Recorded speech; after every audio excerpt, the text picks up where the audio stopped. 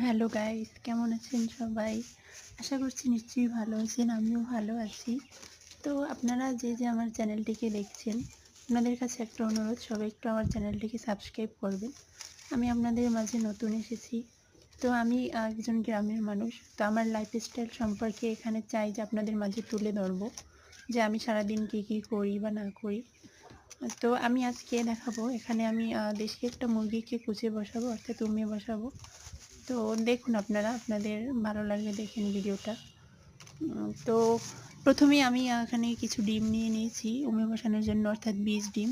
তারপর আমি এই ডিমগুলোকে সাজিয়ে নিয়েছি, আর সেজন্য আমি মাটির একটা পাত্রে সুন্দরভাবে কলকুটো দিয়ে বিছিয়ে নিয়েছি। এই মাটির এই পাত্রটাকে আমরা আঞ্চলিক ভাষায় বলে থাকি হাজাল। আপনারা কী নামে জানেন জানি না।